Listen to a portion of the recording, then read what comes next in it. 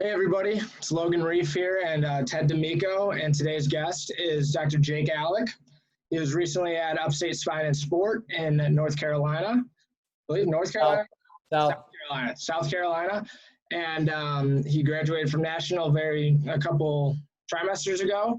Really found his own way. I'll let him do a little bit of introduction himself here. Yeah, so good to see everybody. I'm Dr. Jake Aleck. I graduated just under a year ago now. Not quite 1 year, but just under a year. And I was local to Chicago growing up my entire life. That made National an easy choice. While I was at National, I was heavily involved with MPI as a rep there, and we kind of got the rehab club back rolling again, which was fun throughout that process. And then I signed up with Dr. David Jolson, who was also an MPI rep back in the day when I was a first try. So that's how we first met. And he and his wife, who was an acupuncturist, who graduated from National, they teamed up and created a clinic in South Carolina. And the match was just picture perfect. And we both treated the same way. We all matched well. And that's what brought me out to South Carolina to start my first associateship right when I graduated school. So. Great. So I want to go into that associateship a little bit. I know last week you probably are aware we had Dr. Will Adams on here. He talks about starting his own business. You kind of are going the other way here and going right into an associateship. So I want to kind of get your opinion on what was going through your mind during school, and how did you really decide that, yes, associateship is the way that I want to go right away? Yeah. So I always told myself this. I heard mentors when I was going through school tell me this, and I think it's 100% true, is that if you're in school, whether you're first try, third try, 8th, 10th try, if your heart isn't 100% into opening a clinic, go into an associateship, because you have to be 100% in saying that I will open my own place right once I graduate, or it's best to do an independent contractor or associate and just kind of work for someone to get your feet wet. That's the biggest kind of mistake that I've seen some other people make. They just kind of titty-totter their way, and then they realize once they graduate, I don't think I'm cut out to, create my own clinic. And then now they're searching to find an associate once loans kind of kick in for paybacks, and it's a lot tougher to do. So that's my first thing is, while you're in school, just figure out, hey, what do I want to do? Do I want to open up a clinic? Be 100% in. If not, look the associate route or independent contractor.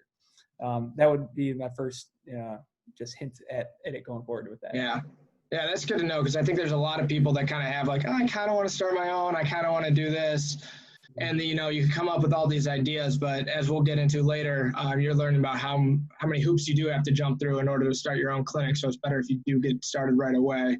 Well, two, it's when I had the idea that, I wasn't going to open my own, and I wanted to work for someone, that allowed me to handle my first try through 10th try just being the best chiropractor possible, because business really wasn't a concern of mine when graduating, because I always knew I was going to go enter into another facility that kind of had that down pat. And luckily I went into a great facility where they had that well under wraps.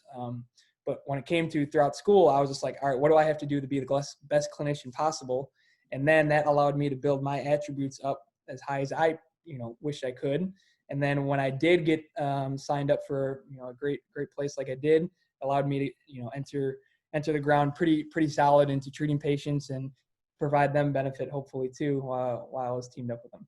Yeah, great. And speaking of that great place that you did find up in Upstate Spine and Sport, I'm curious, what research did you do in terms of looking at other associateships? How much did, demographic, geographical barriers come into? I know you're from Chicago, but you went out to South Carolina. So how did that play into your head, and like kind of what were your thought processes for research? Did you interview at other places, things like that?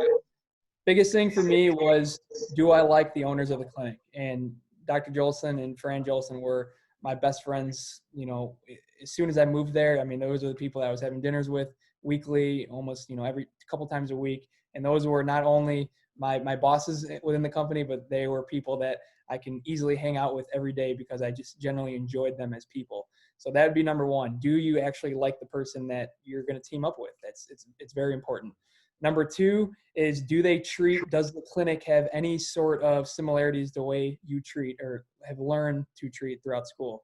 Dr. Jolson obviously was an MPI rep. So I was an MPI rep. We already blended when it came to the adjustment, the power of manual care and just being good at adjusting. Second, he was a sports rehab guy too. I was dipped into that as well. So MDT was a strong footing for how we treated. DNS was a strong footing for how we treated. And then I kind of brought functional range systems into their practice as well that he learned from me. And then I obviously learned a bunch from him throughout as well.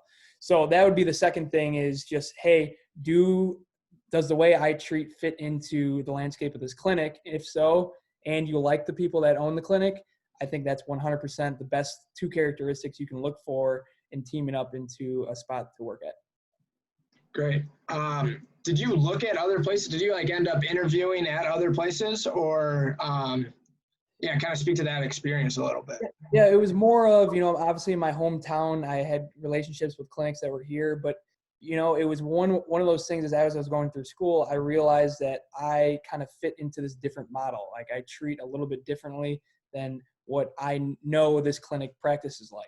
So I knew that, going back into a clinic that, practices different than the way I do, it wouldn't be a great fit for me. So it wasn't necessarily me approaching them saying, hey, I want to have an interview. It was just me on the top of my head saying, I don't think I'm going to fit in here. Versus when I was going out and then reaching out into other clinics that do practice with, these newer edge rehab techniques or MDT as the assessment or, prioritizing MPI style adjusting. Those were the people that I wanted to talk to and then kind of think, oh, do I find myself living here? Greenville just ended up being all those matches together. Right, yeah, so it kind of all came together pretty nicely. I guess this question is kind of for those people that don't, I guess the people that know that you are an extreme extrovert. You're a pretty friendly and happy person in general and good to talk to.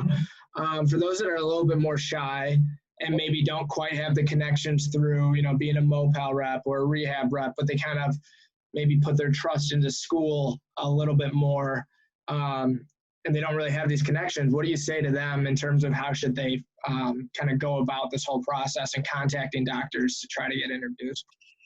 One word, shadow. That's one thing that I started my try 5 and did in an exhausting levels until I graduated. One of those things that's the only way you can realize, do I jive with this practice from the front desk lady or the office manager up front? Were they nice? Were they friendly? Did I have a good interaction with them?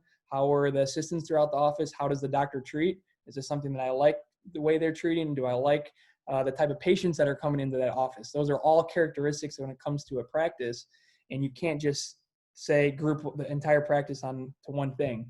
So that entire involvement, and my mentor, Dr. Wolf, always told me there's no bad experience when it comes to a shadow, because if you go to a shadow experience and you realize that it was like the worst time of your life ever, well, guess what? You learned what the characteristics of the worst time of your life ever are when in an office. So okay, I don't want to look for an office that does X, Y, or Z, or I don't want to look. So you kind of know those things now.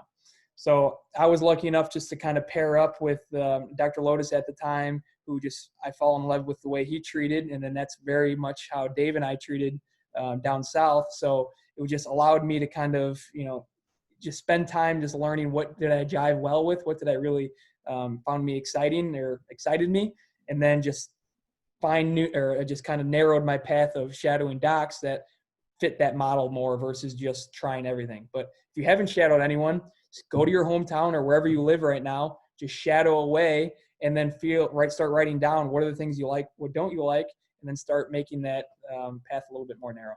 Yeah, and I could speak to shadowing a little bit too. Is even when you're shy and you email that doc or whatever, most docs are super receptive on the shadowing end. And when you're in the office, I haven't had the experience, and I've barely heard of anybody having the experience of the doc just kind of putting them in the corner. The docs are very involved and helping out.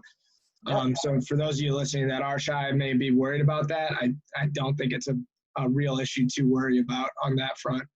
Logan, one of the things we were talking about last week too is, we like going to seminars during the trimester because they really get us excited, but also shadowing someone is it's free, you get to go and you just get absolutely jacked up, especially if it's someone that you really click with. But you could also be motivated if it's someone that, you don't really like how they're treating. It's again, you can always take away something from it. Yeah. But And let me tell you, it's not only a practice education piece. It's, oh, how do they do notes? Oh, do they take insurance? Do they take cash? What are the differences between those? And I'll tell you what, like, clinicians love answering those questions, or the front desk office manager loves answering those questions because it's just different for them, right? And it allows them to teach something that they do day in and day out, and they're providing value to someone that's coming up through the system. It's a great experience for them, and the more questions you ask, the better. Agree. Yeah, they're used to dealing with patients all the time, so they're more than happy to share what they do, right? Okay, I guess for those of us that are in clinic right now, 9th try, 10th try, hopefully not after 10th try, but at what point do you really think, did you really start looking at places? So what at one point in the program were you really like, okay, right now I feel about ready to, in a couple months, sign a contract or do whatever? So so again, I made the decision try 2 that I wasn't going to open up a clinic. So it was just, all right, done. Make sure while I'm in school, I'm trying to be the best clinician I possibly can. And then my goal personally was always to know where I was going to work when I entered my 8th try going into clinic. Because for me, I never wanted to be the person that was kind of scrambling 10th try, like just rushing a decision. I wanted to just make sure that whatever decision I was set on, it was going to be something that I backed, my family backed, the people that meant the most to me backed. And then during that time when I was in clinic, it wasn't me trying to scanter around and interview for places. It was more of, okay, I know where I'm going to work. Let me fine tune the clinician process of being in clinic, getting good at treating patients again, and then feel comfortable with where I'm going, because I kind of made that decision earlier. Yeah, I guess, man, I'm try 8, so I should probably get on it, huh? Again, it's one of those things, though. It's just like my heart just dropped a little bit, man. Where you working, Logan? That was just something that, people looked at me kind of weird for that, saying that, oh, I don't know why you want to look for that early. And it's just one of those things where I work in checklists and kind of timelines. And I just think, like, going into that clinic period, it's important time, because that's like the first time we really treat patients when it comes to the program. Obviously we're getting hands-on people when it comes to the club, but for me, I wanted to kind of dive into that time and just utilize that time versus kind of just skating around. So again, just keep shadowing, already know how you like to treat, and then it's just kind of looking at docs that treat that way. Where are you planning on living? Do you want to stay home and be local and kind of around family? Okay, look around and see what docs are in that area that treat the way you do. And then that gives you an opportunity to at least go shadow them. Then the conversation will come up. They'll say, hey, what try you in? And then you'll say, try 8. And they'll be like, oh, that's only about a year away. And then you're like, yeah, that's right. And they'll be like, oh, well, I'm looking to add on a doc in 8 months. And then, oh, okay, cool. Let me get your information. Maybe you really had a good shadow experience. You keep shadowing more. They like you more. Then that contract talk comes up. They know how you treat. You're valued more. No longer are you getting that base salary that any Joe Schmo can get. Now you've upped yourself because you proved yourself through shadowing him 25, 30 times. Love that. And you just segued perfectly into my next question, all about the contract, bottom dollar. What are your opinions on how do you get the most for, your own value as a up and coming physician? And then also, how do you negotiate it? And what are like common, I'm not going to ask what your price was right now, but like what were the common prices that you were seeing amongst other students coming out, and how, for me, I don't even know what a good base salary would be if I wanted an apprenticeship. I don't know if I'm going to or not. So. 100% different, but it depends on what kind of environment you're in. So one of my, a couple of buddies that I was, with in school, they had a wife, they possibly had kids or kids on the way. They 100% were looking for a job. They can snap down a salary. Give me a base salary. I know I'm making X amount of dollars this year. If I can do really well and have a bonus option by, seeing a bunch of more patients than expected, great. I can get some bonus to that salary. But if you're someone who is like me, I was just a single dude that was moving out to South Carolina by myself and didn't really have any extra, things to kind of put money towards besides myself. That allowed me to say, okay, what's the best situation for that? For me, Dr. Jolson and I talked about this because there are a whole host of ways of doing contract-based areas. But like you said, I'm kind of an extrovert type dude, and I work kind of in timelines. So the best thing that we set on was just, hey, how can we make a performance-based contract? And across the board, and I know plenty of people in Missouri, other states that do it this way as well, is they just do it percentage-based. So they'll say, hey, the clinic gets X amount, say the clinic gets 65%, you get 35%, but if you bring in a great amount of money, your 35% is a larger sum, right? Or clinic makes 50, you make 50, however you make that percentage, but the percentage is based on how much you bring in. So the more, we always say, the more you kill, the more you eat, right? So that allowed me to kind of figure out, okay, what's a great percentage? And then what in my head, I set month 1, what's a good number that I can expect? Month 2, month 3, month 4. And then that allowed me to say, hey, am I doing a good job when it comes to getting patients in? Am I seeing enough?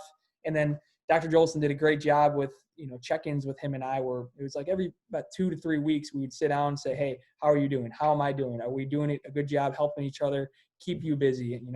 And that was a great teamwork mentality of not only making me the most successful doc I can, but the clinic to be the most successful it can. Yeah. So let me just kind of summarize that. Salary is a big one, and that's very common for bigger clinics. Well, they'll say, hey, you come in, you treat any patient that's in the office or is here to see you. You're going to make X amount of dollars. If you treat a certain amount of patients, you can make a bonus if you make more than that. So that's one. Second is performance-based or like percentage-based, where they say the clinic gets this amount. So say you bring in the clinic $10,000 that month and you're on a 50-50 contract. You get $5,000, the clinic gets $5,000. Boom, simple. That's how math is done that way. What's another one that I saw?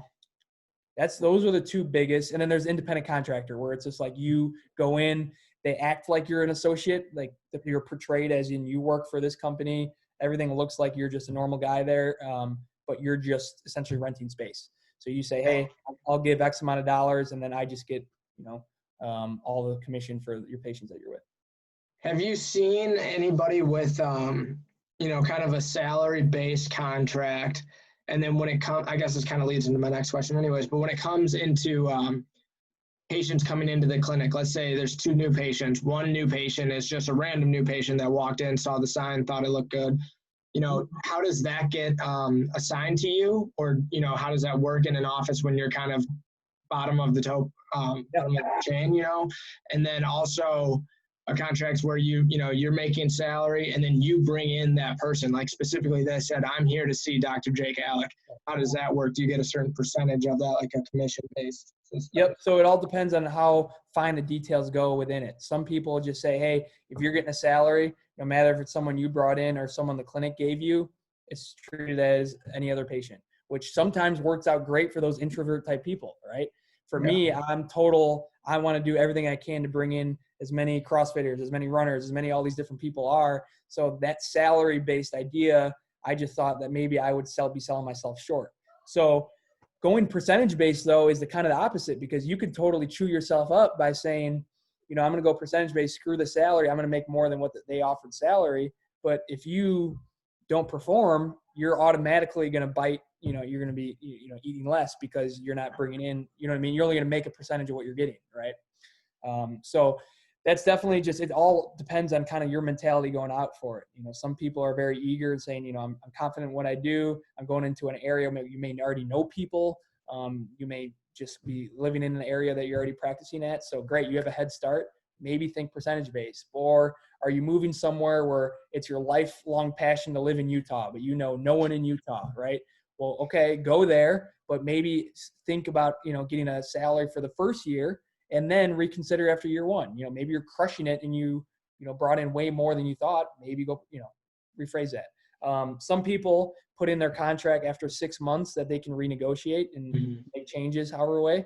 Great way to throw that in there, because you may be doing great, you may be doing awful, but it's still a way to say, hey, let's sit down and we can make changes if we want to. Great. Yeah, I love that. I know you mentioned, sorry, the amount to think about. All depends on the area where you're going. I remember downtown Chicago, it's a little bit more expense wise, but it's also, when it comes to, it's just kind of like the idea, like going to practice in New York. If you make $100,000 in New York and make $40,000 in Frankfort, Illinois, that's kind of going to equate itself, right? So I think as a first-year doc, anywhere between, I know a lot of base salaries that are kind of within that 60 to maybe, 70-ish area as a first-year doc, which, I mean, honestly, just to get your feet wet, practice experience, start paying off loans, great way to get going. Just to make money. Initially, start making money. Exactly. Right. That's the biggest thing is so many people aren't used to like actually depositing something. It's like, hey, something, right? So I don't know. The biggest thing though, I just known through a lot of people that chase the dollar figure. Don't chase the dollar figure. Go somewhere where you feel comfortable. You know that the environment will bring out the best that you can provide. And then whatever the best negotiation you make, so be it. Start day one, start hungry, just make it the most you can be. Don't be the person that's always arguing about, oh, you're only making X amount of dollars. Whatever you're handed, go to work with it. And when it's time to renegotiate, make your notes and then bring them to you.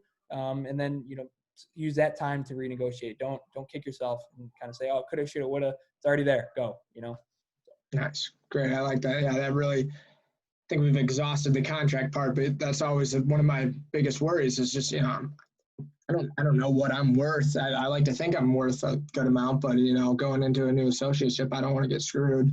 Well, remember the office is taking a big risk too, right? You're a first year doc, haven't practiced. Yeah, I may like you a lot. Yeah, you may have how many certifications behind your name, but you haven't treated a real patient yet, right?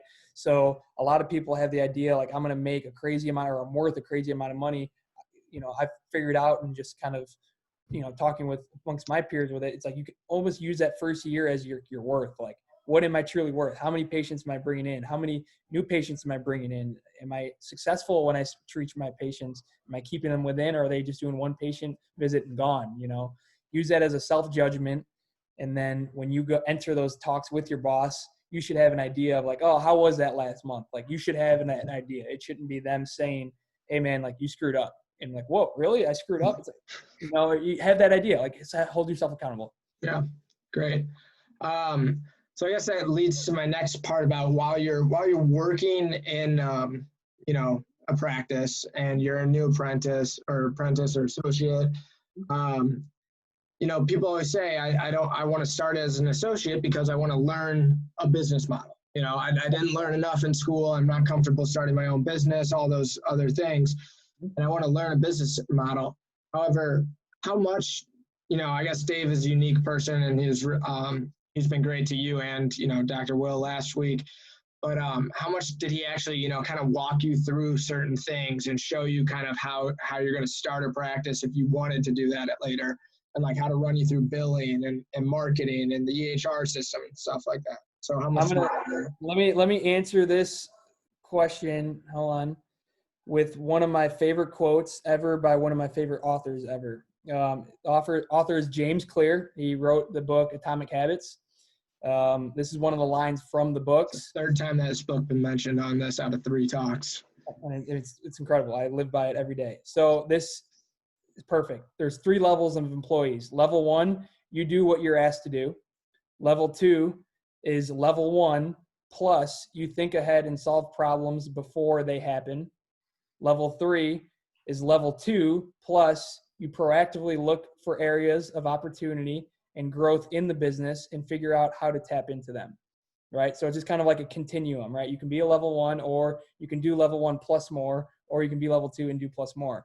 So the thing with that was I went in there saying that if Dr. Jolson for some reason went on vacation with his wife somewhere, I can very much step into his, I mean, he owned the business. I obviously wasn't ever going to be the owner, but I wanted our front desk manager to say, hey, we have this under control, right? And that's by understanding the billing, understanding the coding, understanding the kind of ins outs of the back end besides just treating the patient. So I kind of took it on my part just to ask questions, and he was a fantastic teacher in teaching me the back end of the stuff and just kind of taking me through what I needed to know 100% as an associate. But also it was, okay, hey, how do we work the back end for Facebook marketing? How do we work the back end for Google Analytics and kind of, doing those things. So I am aware when we do have those talks of how we can optimize those systems. So I think that's the biggest thing is that obviously a boss is always going to show you what you need to know, but then it's up to you to level up to level 2 or level 3 by asking those questions of, hey, like, what about when we do promotions on social media? Hey, how do you do that? Or, hey, when you make this new branding thing, who did you talk to? How did you go about that? Just so you're aware of that. And then when those things happen, you understand the parts that are included into doing that. Yeah. Okay. I like that. Yeah. And it's tough because I know that Dave's such a good guy for that, and which kind of speaks more to your earlier points of you really want to find somewhere where you click and Right. that person that runs that clinic wants to kind of take you under their wing and show you a little bit more. And it's not like a rivalry or, heaven forbid you just have a bad relationship with the person. So I think that kind of, you're kind of layering it, taking good step after good step and kind of leading you to your ultimate outcome, which I know is starting to practice soon. And so I guess I'm a little curious on what you were allowed to do as an associate on the marketing front. So how did you market yourself in terms of as a chiropractor? And then also how did you market the clinic that you work?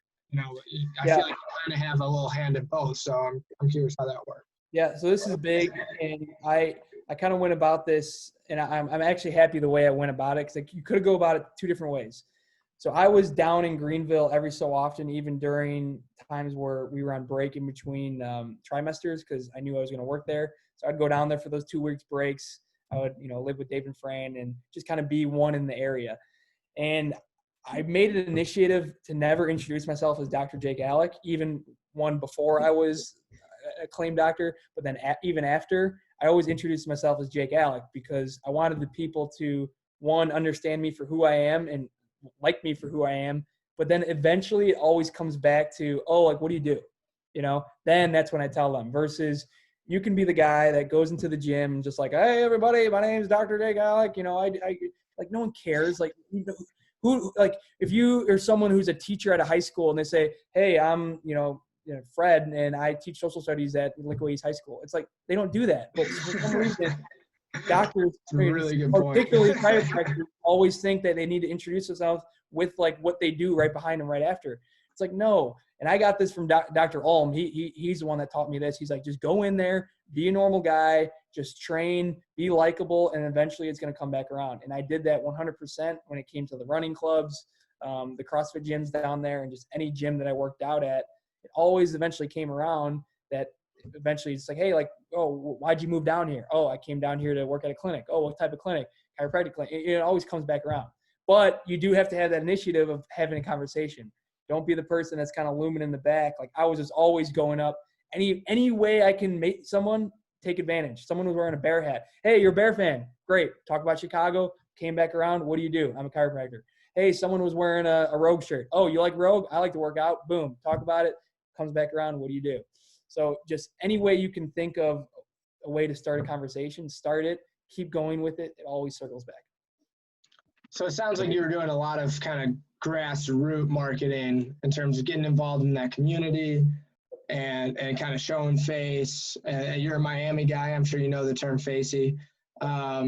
Just being a little facey and getting out there and telling, just kind of telling your story without being too egotistical about it, I guess. Well, people are going to come into the clinic for 2 reasons. Rather, they have obviously some sort of pain going on, and it's like, oh, okay, I met that guy, I liked him.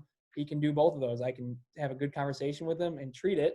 Great, I'm going to go to him. Or it can be, hey, I had a really good conversation with him. I think I had something going on, but I'm not really sure. I think I had a good conversation with him. Let me give him a shot. Boom, you're going in either way. But in both of those scenarios, having a good conversation with them, being likable is important for both of them, right? The last thing I ever did was, oh, you know what Mackenzie is? I'm certified, or I'm taking the test, or I've taken all A through D. Hey, do you know what DNS is? No, be likable. Say, hey, they're like, oh, I'm a runner and I have this ankle thing. It's like, great. I work with runners all the time.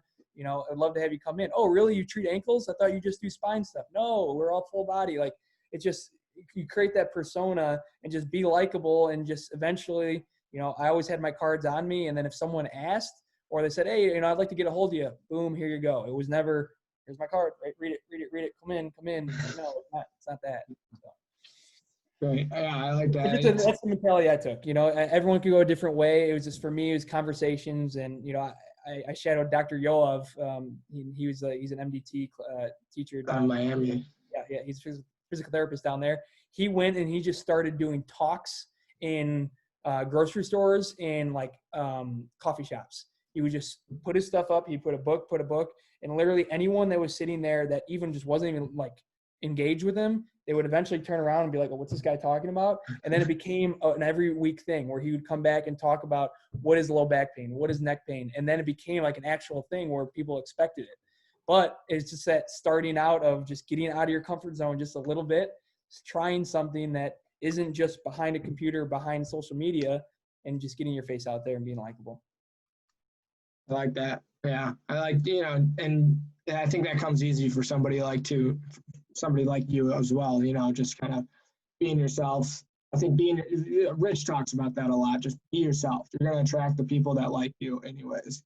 And you're going to turn away people that don't like you. That's the big thing. Like because I was talking about someone. I was talking about someone actually here in Frankfurt the other day, and I'm like, I'm just super transparent. Like, I'd rather figure out that you don't like me at all before you come in versus kind of be like, oh, like I kind of know about this guy, maybe I don't. And then they come in, they're like, God, this was awful. Like, I wish I wasn't here. Well, now it's more awkward because you're in the clinic, right? So I'm just very transparent. I am who I am at all times. And then some people are like, great, I'd really, jive with this. I want to go in. Some people be like, I want to go to another doc. It's fine. But, I'm not going to change who I am for, to grab more type of people into my clinic.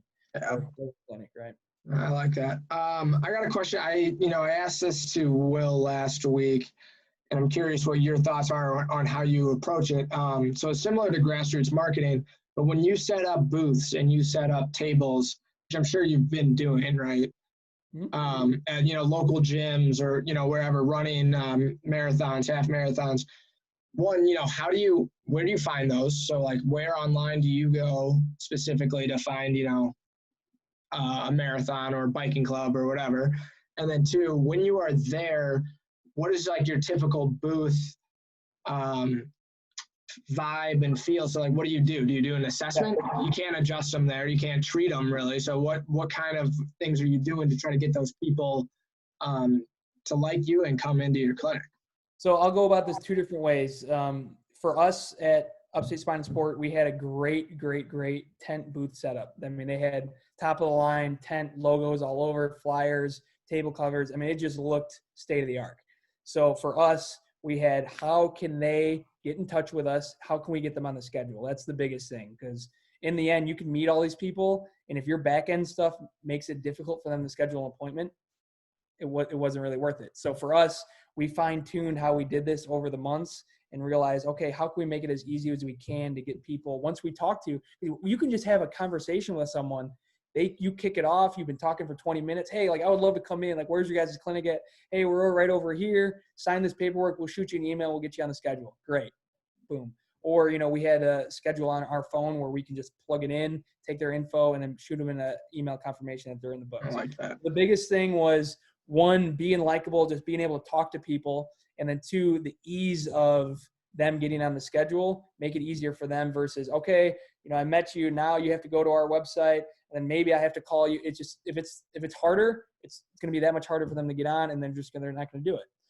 Number two is just don't set up a booth at all. I mean, because a lot of times to set up a booth, they're expensive, and a lot of times they're just complete dud events where there's like no one there, or everyone is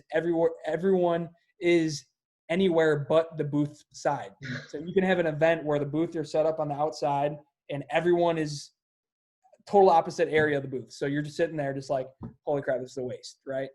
So you kind of have to gauge what your community is and how the interactions are. Are there a bunch of other chiropractic clinics? So there's going to be a bunch of other booths there. So maybe you try to get involved within the event somehow. So whether it's like a 5K run it, talk to people after when you're at the banana station or at the water station, like show that you just did it with them.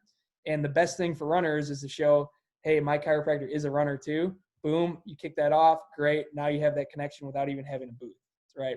So you're going to have to gauge that. But a lot of times from like the CrossFit events, what we found out wasn't the best to have booths at, but instead it was me kind of hanging around the participants that I was training with in the CrossFit gym I was training at, being a team with them, rooting them on, and then talking to other people who are competing. And then I didn't have a booth, but yet we still got patients from that because I was one within them instead of just waiting on the outside. So it's two different ways to attack that. Yeah. Yeah. Kind of incognito marketing there. Right. That's great. Okay. So in terms of the business and being an associate, like we kind of covered earlier, Dave kind of walked you through a couple of things, taught you a bunch of stuff, I'm sure, in terms of business models and how to run things smoothly. But if you had one thing, like what is one thing that you learned that you didn't think you were going to learn?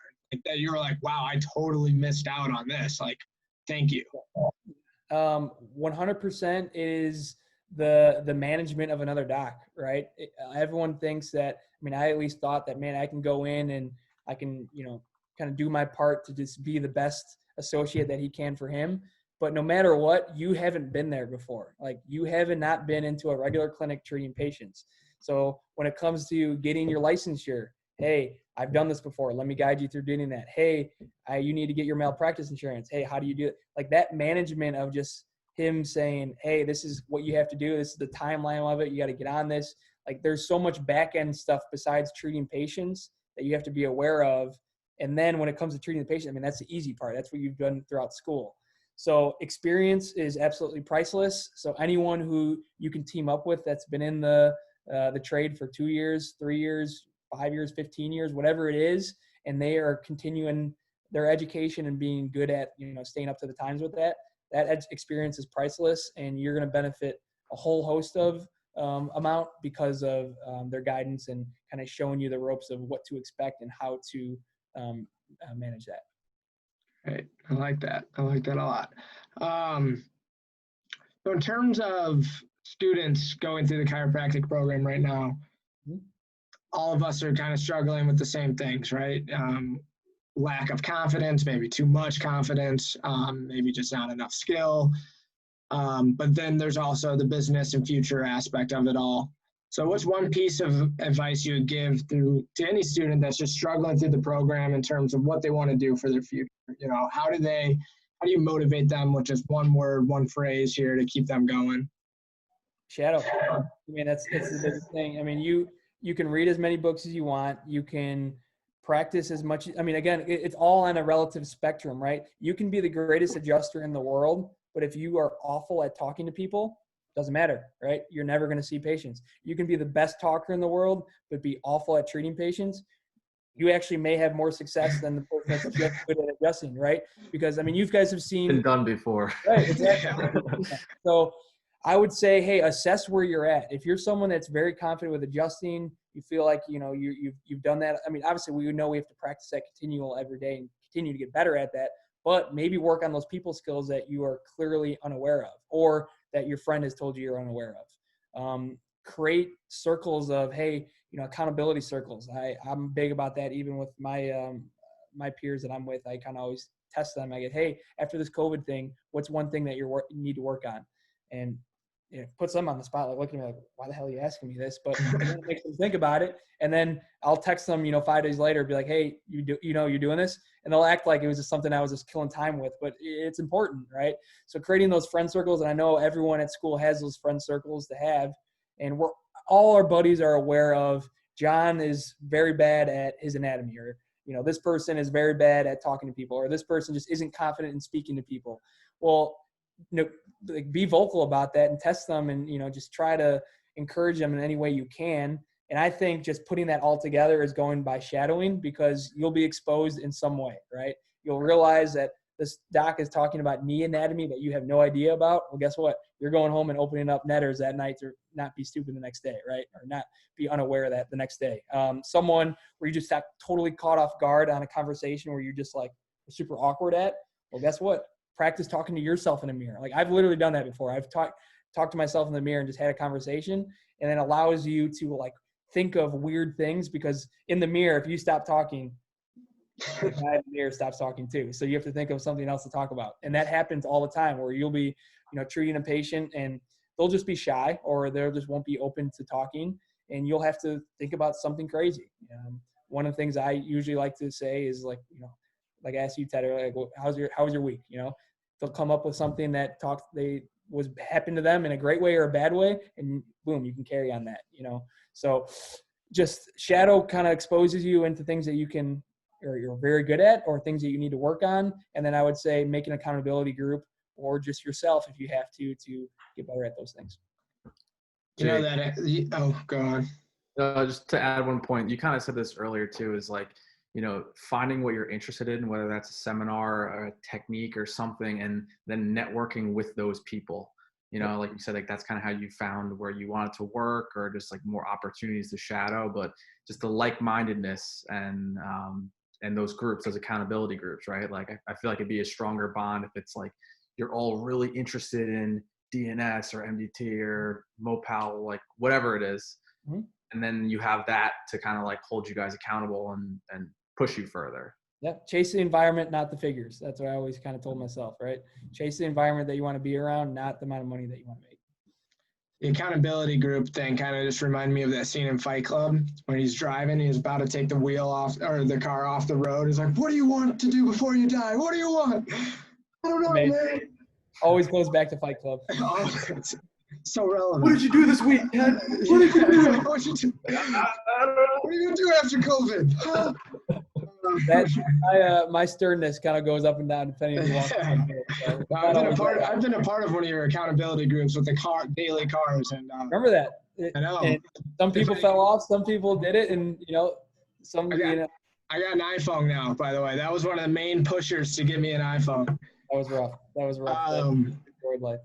Anyways, to kind of steer it back, no pun intended with Fight Club steering. I just want to know a couple like some early, not necessarily treating. You can go into treating a little bit if you want, but kind of early struggles you experienced out of school. Like, I know you were pretty confident with a lot of your skills, but just things that you realized that you didn't know that much about, or how to treat certain things, or diagnosing certain things, kind of elaborate on those a little bit.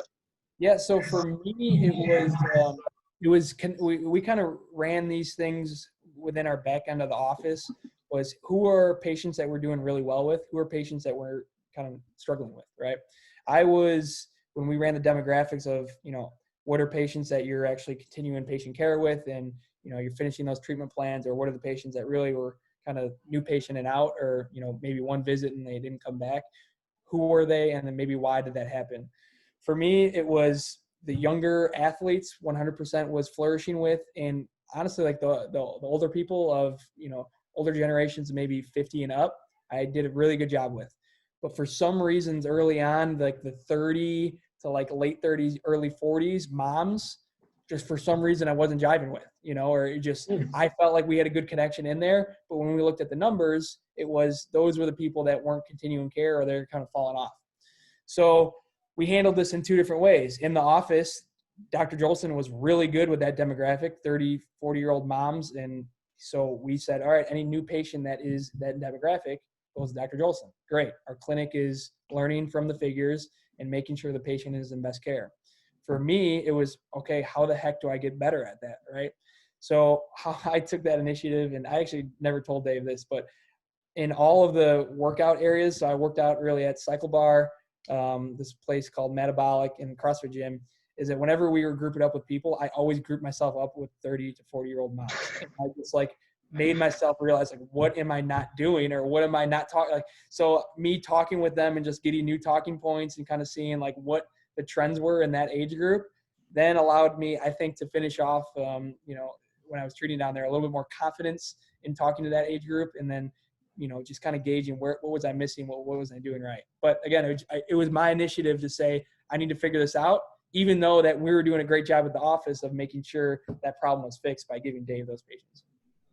Yeah, I like that. That kind of answered my next question too, which was going to be, how does being an associate help with those struggles? And you kind of just said it right there, is you had Dave, right behind you, backing you up in case anything didn't go as planned. It was his strong suit. I mean, he's one that obviously wants to make sure that all the fine details of the clinic are being rolled out, right? So one way we do that is, how are patients doing, and then are they continuing care as supposed to? And that was a flaw that was seen in my schedule, as in this demographic isn't being optimized. So what's the short-term way of fixing that? And then, we kind of just left it as like, Jake, either just see more athletes or, just kind of get better at, if that ever happens, like we got to try to figure that out. But then on the back end, I was just like, all right, I just got to talk to more moms. So me talking to my mom every day wasn't enough, clearly. Clearly, yeah. Maybe there's some resentment there that's transpiring. We figured it out. So. Cool. Well, Ted, do you have any extra questions on I was going to move on to kind of, Jake, you running your own practice and kind of some things that you're experiencing literally probably right now. But before we do that, Ted, do you have any other questions that you want to add on being an associate within a practice or? Not really. I just to say, like, I like Jake's approach that it's like you kind of like take your ego out of the situation and say like, okay, I'm lacking in this group. And it's like, well, you could ignore the fact, or you could say, all right, how can I improve a little bit? And even if it helps a little, like that's something, but then you think further down the road, like Jake's going to have his own practice. He's going to see those patients. So you can't just run away from your problems or the people that you don't treat well. Just wanted to reiterate that. I mean, if you think about it, guys, like in the end, if you're not working on yourself every day, you're getting worse, right? It's one of those things where I always think like my ceiling of today is the floor of tomorrow, right? So it's your way of you're doing that. And for us, it has to be, am I getting better at my skills today? Am I getting better at taking care of my body so I can treat for however many years, like Mark King talks about? Or am I getting better at the lifestyle aspect of talking to people and being more social? All three of those are so important. And again, you can assess yourself and be like, okay, I'm clearly more over here and way off from over here. How can I maybe spend a little bit less time on what I'm really good at, but I do all the time because it's comfortable and easy? Same thing like training, right? If you're a runner and you love running and all you do is run, well, picking up a dumbbell is the hardest thing in the world, but you need it. I'm going to do some, nope, I'm going to go back to running, right? Same thing for these kind of three assets. So how can you trend that needle more to the middle so you can be, still favoring one of those sides and be a specialty in one of those areas, but be more balanced so that you can be subject to more of those patients in that. Just don't be the guy that does chest every day. That's right. Gosh. That's it. We know a couple of those, Mike. Actually, Jake, you might be one. For my pet, I learned that. Next question. All right. Well, so I like that. And that's a great segue kind of into this next part is, obviously you left Upstate Spine and Sport and you're back home. What are you experiencing? If you just want to I'll just ask you like that. How is it opening up a new practice? What are you going through? Yeah. So I can't provide much details because I'm very, very, lacking into the process of getting into this. But the biggest thing was I moved home about a month ago. My dad actually went through major spinal surgery. I got to go on this story because I think everyone will learn more from this than my minor details of just looking into spaces around here. But throughout the COVID time, my dad had low back pain and kind of referring into his glute area probably the last 2 years of his life. And I came back home and he's like, hey, I'm starting to have trouble sleeping. Like, look at this. And this was right before COVID really hit and our practice actually shut down for 2 weeks. So I was just like, oh, I'll come home, kind of spend it with my family and then come back whenever, things hopefully start opening up. Well, obviously went way longer. But in that aspect, I was like, all right, I'll assess him, kind of do our thing that we've learned through MoPal, MDT. Just, is he in our boat of treatment or is he outside of our boat? Does he need orthopedic help? Moving him around a little bit and just really wasn't responding to what we can do. Wasn't getting worse, but wasn't responding. So I was like, you know what? I know an orthopedic around here. Let's go ahead and get you into his hands. So get him into his hands and they say, let's take an x-ray, probably going to need an MRI. Got the x-ray done. Yeah, we definitely need an MRI. We're having just some issues in there. We have to see from the inside out. Gets the MRI done. The day that he's supposed to get those results, I'm now back in Greenville. His whole left foot goes completely drop foot. So no activation of L5 motor units on that left foot. So he falls at work and, obviously that's a big deal when your foot dorsiflexion just stops. So he calls the orthopedic and goes, hey, this just happened. What's going on here? So luckily Orthopedic says, hey, maybe we need to get you down to the hospital downtown to figure out, is this any sort of neurologic issue? Is it maybe a stroke-ish issue, or is it just a spinal issue? So was able to get him downtown to Northwestern, and he was there. They got a CT of the head, a cervical spine MRI, thoracic spine MRI, lumbar spine MRI, femur MRI, all with contrast, not contrast, trying to figure out what the heck is the cause of no motor activation of the L5. They came to the conclusion that it's something in spine nature, but we'll try to figure it out sooner than later, but we got to get you out of the hospital because of this darn virus. So 3 days goes by. He can't really sleep at night for longer than an hour because laying supine, just can't do it. Can't stand for more than 3 minutes because his leg goes on fire, peripheralizing down the leg, and he has no L5 activation. So he gets home, and I'm kind of getting this word, and I'm like, holy crap, we have to figure something out. This can't be, this can't be normal, and we can't just have him sitting at home while this is happening. So I was able to get home, got in touch with our infamous Dr. Lotus, who works at Rush Orthopedics, and FaceTimed him. We got a couple of videos of him walking, doing some calf raises, just to assess, hey, how much activation of that nerve is truly there. So no activation, 0 out of 5 at L5. Dr. Lotus makes a call. He goes, we got to get him to surgery right now. So he goes into Rush, got him into surgery, I'm going to say 9 days after that call, goes in, gets major decompression surgery. I mean, the L5 nerve root had 0 space going through the foramina, so it's severe foraminal stenosis with a little bit of shifting of L4 on L5. So there was just no space for that nerve to go down. The problem with it was we just hoped that was going to be seen earlier in the process than 2 weeks later. So as every day goes by without, L5 activation, that's longer in the rehab process. So bigger thing is they shaved off all the excess bone growth that was in there. They put spacers in the spinal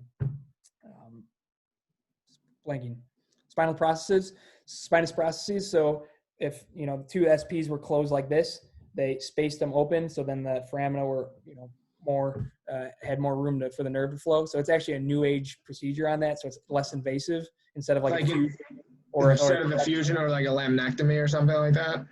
So pretty neat they're able to do that. And then we're 3 weeks out right now, and he has no pain. He can sleep throughout the night. He can stand. He can walk. And his dorsiflexion is about maybe 15 degrees right now. We go to the orthopedic on Monday to kind of say, all right, now you can start rehab, because right now we were just able to walk. So big story short, when you mechanically assess someone and they're not responding, go get imaging. Maybe, okay, there's something else here that we're not seeing. And then when that happens, and again, Dr. Lotus taught me this because I was kind of unsure of it. Anytime you have dramatic, rapid 0 out of 5 of a certain motor unit, go ahead and refer that to an orthopedic for possible surgical outcome right away. Because every day you wait, that's longer of an outcome. So don't be the hero of saying, oh, I'm going to try to do neurodynamic solutions for this, or I'm going to do some DNS, or I'm going to try to find a directional preference. Don't do that. Refer out, figure out why, and let the kind of the surgical aspect fix that. Coming back together, that's why I kind of came home, because I just couldn't let him kind of go through this process of me being somewhere else saying, like, I need to rehab you through this. He's done so much in my life, and then I feel like he's only 60 years old, and I got to be able to make sure his last 30 years, 40 years is just as good as his first 60. So that encouraged me to go back home. Nothing to do with a bad associateship down in Upstate Spine Sport. Again, there was nothing but fantastic things with them. It was just a factor of I have too much family here and I need to get going. So that's why when it comes to the practice things, like, I am very, very scratching the surface. I'm just looking for possible spots to say, okay, when the time's right, I can do this. So. Okay. Well, any questions on that case, though? Any questions on that case? Because that case was like a month and a half of me calling everyone that you guys know through school, all my colleagues, all my mentors, and yeah. I mean, yeah, go ahead. How did they miss it on the first MRI? So it's a mixture of things. Like, was it because it's an emergency room, so I mean, not like the best orthopedics in the world are seeing that, and 2, it's a midst of a national, virus where they're just trying to get rid of everyone they can that's not about to, get the virus out. So yeah, and they were pretty much canceling all elective surgeries at that point too. So if it wasn't absolutely needed, correct. I'm sure they were. Huh. Yeah, that's interesting. I mean, obviously you did your full MDT eval and just was it one of these, I guess this is the question I have. I remember Dr. Menrick talking one time at one of our dinners, and somebody asked her about, when do you just immediately refer? When do you just refer out and you're just like, something's wrong, like something pathological is happening right now. And she said, clinically, she's like, it comes with experience, but clinically, the hairs on the back of your neck just stand up. She's like, something just doesn't seem right about it. She was like, most things, like when you do something else happens, but when nothing is happening, like you keep getting these weird negatives and you're pretty certain it should be one way. She's like, the hairs kind of stand up and that kind of like, the light bulb goes off. You're like, I need to probably get this person out of here. Were you kind of experiencing that, I guess is my question? Or? Yeah, I mean, always go with your gut, right? And especially when it's, a close family member, obviously you want to do everything you can to help them. But the biggest thing I could do to help him was pick up the phone and call the right person. I obviously did my part to make sure that, it wasn't anything that you can do, but, it was making sure that he was in the right hands. And honestly, that's a tough thing to swallow early on, because a lot of times people feel like they can treat anything graduating school and everything is anything. Early on, my second week of practice, I had a spinal tumor, a young kid had a spinal tumor that was confirmed on MRI. So like those weird things that happen that we study in school that people say, oh, they never come around. They do. And it's just one of those things that if, like Dr. Menaker says, just always go with your gut. If something's not adding up here, okay, how can we make sure that we're having the right assessment done, AKA X-ray, MRI, be there just to make sure that that's not a problem. Yeah. Well, it's a little scary. I'm happy everything's going. I see like you guys are doing your runs and stuff too. So that's actually my high school football coach that looks like my dad. Oh, really? Yeah. Me and my dad just go for walks. So it's, I mean, in a picture it looks the same, but in the end, So. Okay. I feel like you've answered that question before then. Yeah. No, a couple people were like, dude, you're training half marathon with him? Yeah, I said the same thing. High school football coach is like second dad, Right. I mean, it couldn't be more truth there, Ted. Okay, well, I guess, Ted, do you have any questions on the case? I don't want to interrupt you, actually, but. I think Jake said it all. It's just, referring people to see the right people is just as important as you like solving a case. You do everything that you can and not let your ego get in the way if you get that gut feeling like this may be something else. But it's terrible that it happened to a family member, but you hear those stories and it really makes you appreciate the full process of going through your exams and being sure and having that network of people that you can rely on. Well, I mean, in all honesty, modern day medicine saved his last 30 years, right? I mean, Absolutely. If it wasn't, he was going to not be able to stand for more than 3 minutes the rest of his life unless he got that surgery. We just were able to save the foot in the dorsiflexion, probably to get more motion as this year goes on, and save that, being able to actually move that by acting sooner than later, right? So in the end, like it was still in a good net result. Like he had to get it, but it was just happened sooner than later. So that was the benefit of it. Quick thing on you, Ted, was one thing that we always said down south was when a new patient came in is that we were either with our assessment going to say you're in the right place for treatment or we're going to direct you to the right place. So that's something that patients just feel overly confident and just comfortable about, because you're not going to say like, no matter what, we're going to keep you in here for 8 visits and then kind of unleash you out to the dogs. But in the end, with our assessment, we always favored our assessment there because it just kind of dictates, do you fit in this office, or do you fit either in the acupuncturist office that was in our wing or the massage therapist office, or do I need to send you to an ortho down the street? So that's the power that we have as good chiropractors. And every first patient visit, you should feel confident in your diagnosis and assessment, but also the patient in leaving with understanding. I think in terms of like a long-term business plan too, like you're just going to be more successful. It may seem like you're, turning away some people in the beginning, but there's no use in having someone there that you can't help. It's like you help people, they're going to send more people that way that may have similar issues. Referrals is the greatest appreciation. Yeah. That's what happens. Hey, this guy got me into the right place. Anyone who has musculoskeletal care, go to him. Great. Yeah, got to do right by your patient too. Always just that's how I always think. Just do what you think is right. And it should. Hopefully, your moral compass is aligned, and that'll lead you. Never lead you astray. That's how you live your life, right? If you live your life to yourself with high values, you'll carry that into practice, and your patients can read you like no other. If you're someone that's putting on a cover up and you're at the end of the day and you're tired and you're kind of exhausted, well, guess what? That mask starts to fade away, right? Versus if you're truly who you are at all times, yeah, you could be 7 a.m. in the morning or you can be 7 p.m. at night. No matter what, you're going to get, who you are. You can be somebody like you. You don't even need sleep half the time, right? I know. I get wrapped for going to bed early, but I just wake up early. So when people are up, watching TV at night or on Instagram, I'm just catching my snoozes. Yeah. All right. Well, I know, like you said, it just seems like you're very new in terms of what you want to do, running your own practice. Yep. Before we started recording, you mentioned there's a couple of things that you're doing right now that you didn't even really realize that you kind of had to do, and that's kind of not getting involved in the community, but legalizing your company, I guess, through the community, right? Yeah, so can you at least speak a little bit to that? Yeah. So when it comes in just to looking into, whatever your practice wants to be, an insurance-based practice, cash-based practice, whatever it is, there's always more moving parts to it that are needed than not.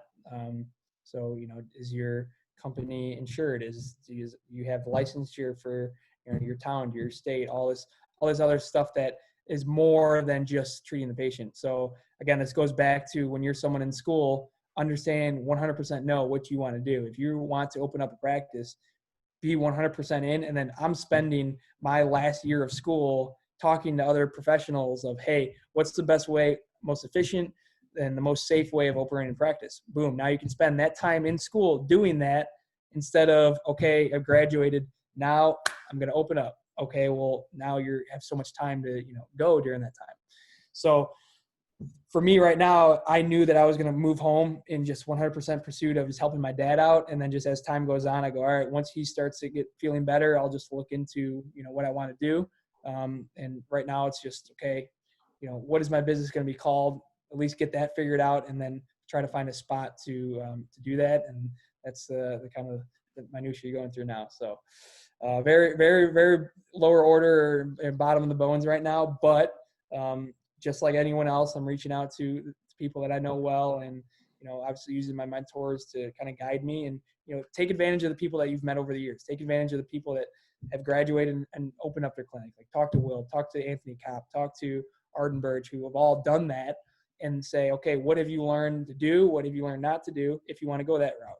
Same thing for associateship. Hey, I'm going through contract talks right now.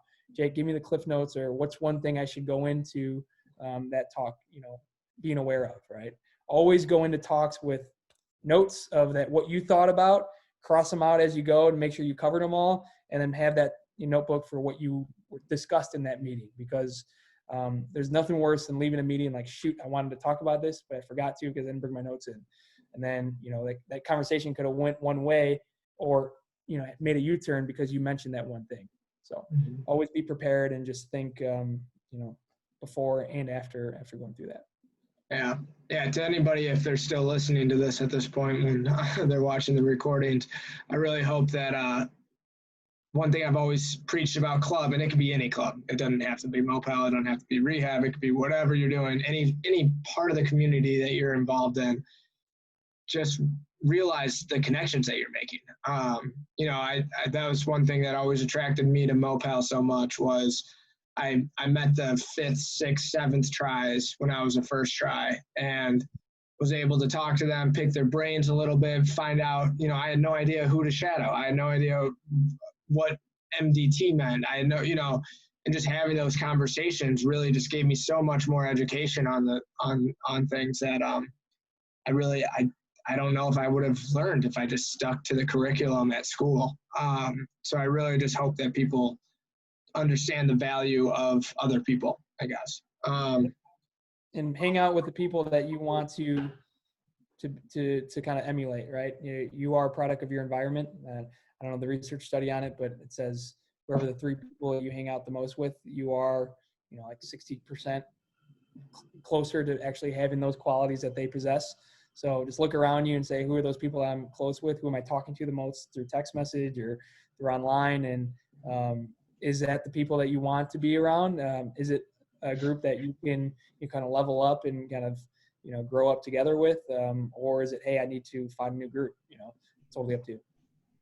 Like that. Same thing with the clinic, right? That's why I said, like, make sure you love the people that you want to work with, love the other docs in the area, love the office manager. I mean, I had one of the closest relationships with our office manager in South Carolina, where, she's still will be someone that I talk to, at least every other week with a phone call or, text or whatever, just because, that relationship was important to me, because I knew as soon as my patients left me and talked with her, they were in good hands, and same thing vice versa, because that's part of the clinic experience. Is that first time they walk in, they get greeted by the office manager. Like, that is important into your care. Like, if they are not in good hands up front, or they just don't feel comfortable up front and they get to you, guess what? That 6 out of 10 is going to turn to an 8 out of 10 in pain. Why? Just because mentally they're not feeling that great, just because of the experience they had up there.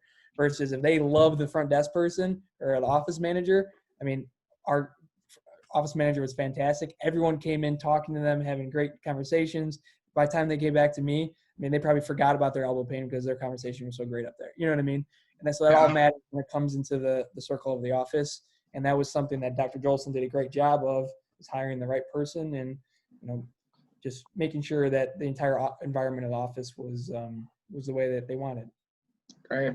Yeah. I think Brett speaks to that too a little bit, like training his front office too, and just in their ability to heal. Right? It's like they don't even know it, but they may not have the training, but they have just as equal opportunity to heal a patient by just being friendly and kind of having them forget where they are for a minute. You go to Winchester Spine Sport, everyone's gluten-free, everyone's dairy-free, everyone's talking to each other, everyone's having coffee in the morning. Like, everything is all on board of the same ship, which is just amazing, and that allows them to do great things out there. Because, I mean, there's every bit of 1, 2, 4 or 5 clinicians that work in that office, but the systems, like Dr. King talks about, is so fine-tuned because everyone is on the same page. And that's always an experience that I tell everyone to go out there, shadow. 1, if you want to just learn to tie MPI and DNS together, no better place to do that than there. 2, just to learn how to talk to people. Every one of their clinicians are amazing at talking to even the most shy person. You'll be in there and, Taylor Premer is one of my best buddies, and I say I can talk to a wall, but he can talk to, any even duller wall. You know what I mean? So they really do a good job in there, and that's all part of the experience. And it's just one of those things that you'll leave that office saying, like, okay, now I know what I'm looking for in an office when I'm shadowing, say your hometown area or the office that you eventually want to create. Yeah. That's great. Sorry about that. Yeah, no, they really run awesome practices. But to this point, I want to be a little cognizant of everybody's time because we're doing this a little bit later today. I have a couple hot seat questions for you. Sure. These are 4 questions that I've been asking to everybody so far. Answer them however short or however long you see fit. Who besides Will and Yvette, who were the other 2? So Will and Yvette, and then Nick Schmidlkoffer was our first one. I was counting them too. Hopefully next week we're going to do Tom Lotus, or the week after that. I'm trying to get him on just and see how he runs his business within a hospital, because I think that's an awesome setting. So yeah, first question. You could bring back any scientist from any field, who would it be and why? Scientists from any field. I would have to say Thomas Edison, because of light, right? I read a book recently called Lights Out, and it's absolutely amazing. And it talks about how our human evolution changed dramatically after the introduction of the light bulb. And it's something that I recommend everyone to read, because One, it dives deep into kind of the physiology of the human body, of when we experience light, what is cortisol like, what's growth hormone like, what are all these things, how should we eat depending on the seasons, because obviously summer, light a lot of times throughout the day, not very much, obviously at night, winter, vice versa. But when it comes to that, I mean, I think the process of just creating that, and this, that's be very cool. Cool. Real quick, what was the other book that you talked about? Atomic Habits. Atomic Habits. Yeah. Okay. I think I've listened to him on a podcast before. Order it tonight. Yeah, especially during honestly during this time, I go on soapboxes all the time when it comes to talking to high school kids, parents, whoever.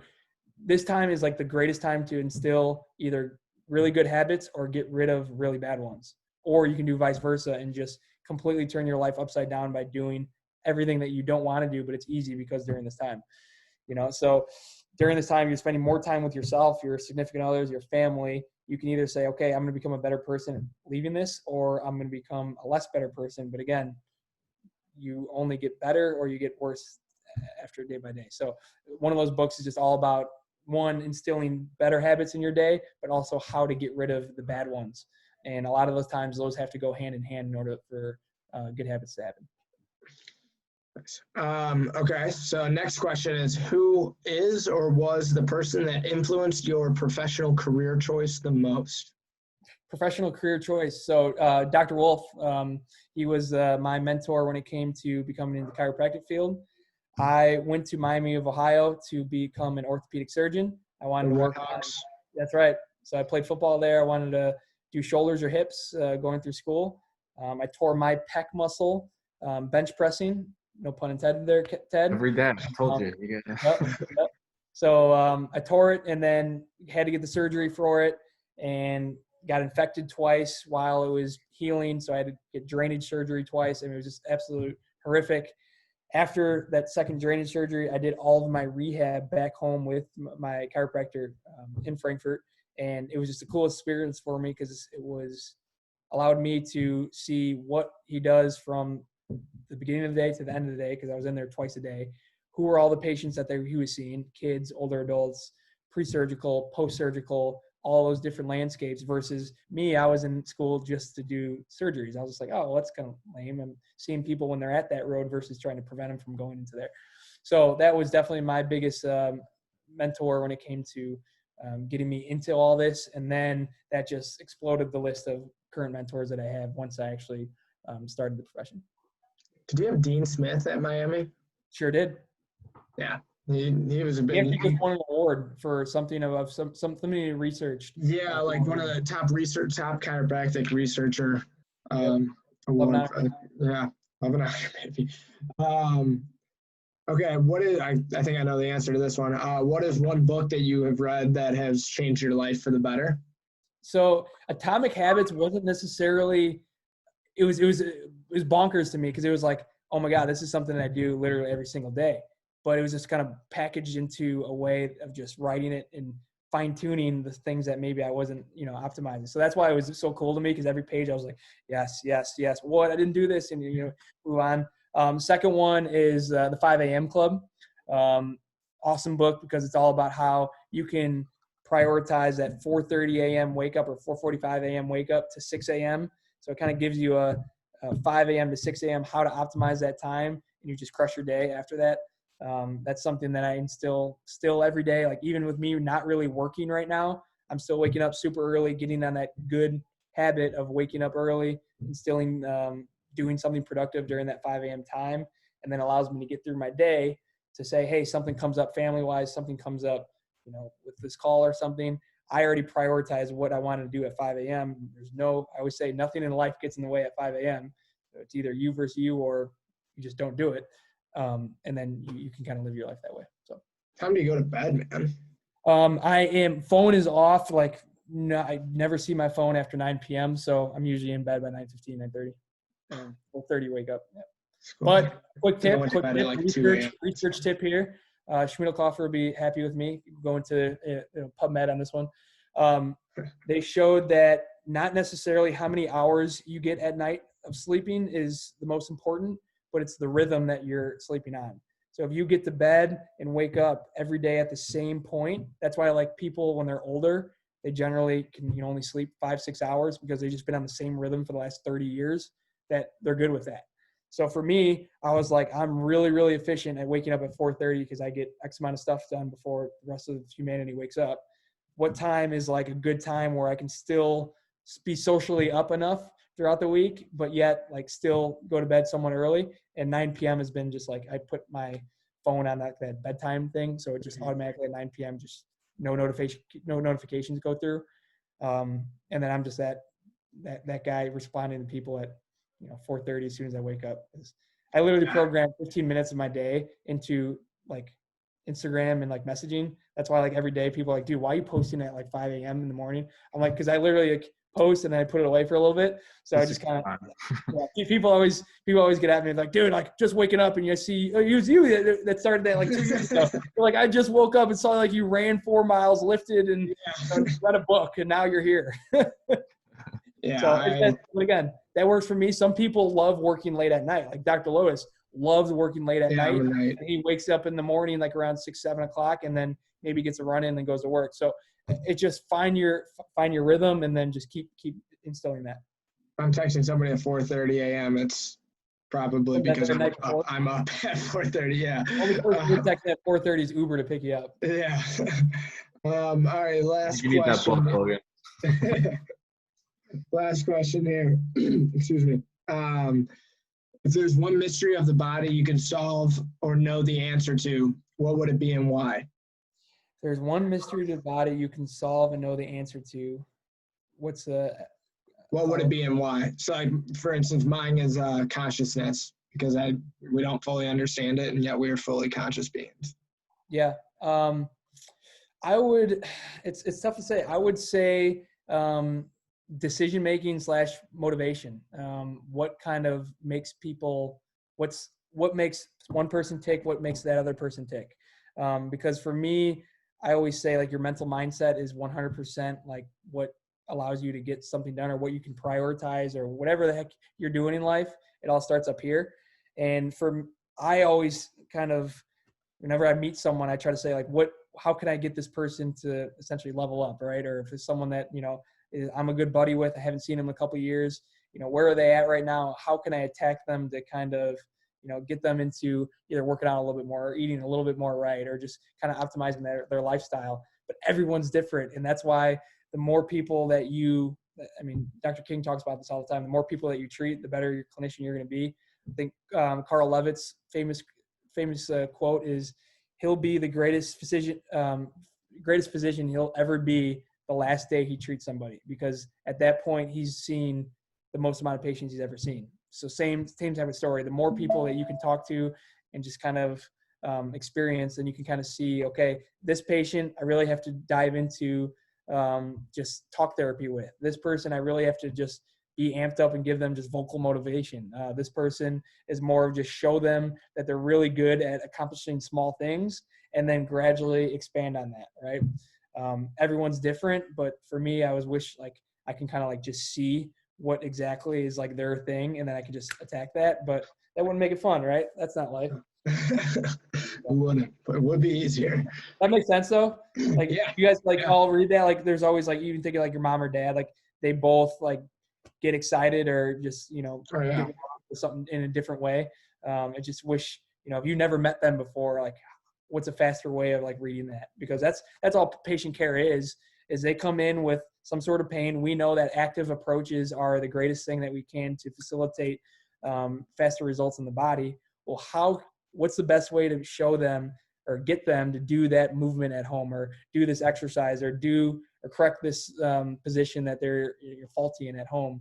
And if you take one way, it could be a complete catastrophe. But if you take one way and you've read that and you did really well in that first patient appointment, it may allow you to get that rapid result. And they come back and visit too, like, oh my God, I did my exercise, I feel great. And then boom, there's a 5-star Google review. They're referring other people. You know what I mean? It all carries over. Yeah. So definitely value the reading the patient, reading the person, reading whoever you're in contact with. Yeah, that's great. Well, I think that sums it up. And I just want to thank you, Jake, for coming in and, doing this talk with us. I think it's going to help a lot of people. Again, last week we hit hard on the starting the new business, and then this week we're hitting hard on the associateship. So to really give both perspectives on it. So I really appreciate it. And you have an awesome point of view on everything and are super motivating. So thank you for coming out. Well, my goal will be hopefully when a little bit more normal and you guys are back in school, I can be one of those places that you guys come down Shadow. So that'll be fun. I'll only be about 40. It's like, I would say it's like 30, 35 minutes away. So it'll be, are you downtown yet, Logan? Are you living downtown? Yeah. I moved into Wicker in January. Fine. 5 a.m. It's a 20-minute drive down here. And Ted, cool. you still north of Lombard? I'm in Lombard now. You're in, okay. So Lombard early on is easy too. What's the drive at 4:30 a.m.? That's when I'm up. Well, that's the thing. So I'm always going to gauge. So every doc that I shadowed, they always had like their different things of like, it wasn't ever just, hey, come in and shadow. It was always like, oh, you always knew that you were going to do this after seeing patients with them, or you always knew that you're going to do lunch with them. For me, it may be like, if I know it's, the right type of person coming up, I may say workouts at 5, seeing patient at 7, you can come at 7 or you come at 5. I can read you from that, So either way. See you at 7. I'll have coffee for you at 7, right? Yeah, either way, I appreciate you guys. Everyone I talk, you guys are doing a great job. You're doing the most that you can. Obviously, MPI is so hands-on, and but being interactive, hosting things like this, and just, again, keeping the morale high and just providing value to anyone that, is in school right now. And reach out to anyone that's in practice right now. Shadow as much as you can. Read just self-help motivation books. Like, you don't have to be reading all anatomy, all medical treatment books. Like, read something that gets you more riled up, right? Because there's so many times where you can just read just nuance. Read Liebenson's book and just kind of look at it and just like feel like you're rocking on a ship because it's so deep. It's great, but it's so deep, right? And then you're just like, all right, you put it away. You never look at it for 2 weeks because like you just feel down on yourself and you're not motivated. Pick up a self-help book and just say, okay, how can I like just recharge myself? Boom, get right back into that. Seeing people, talking to people. Sometimes just looking to the right allows you to look better on the left too. So great. Appreciate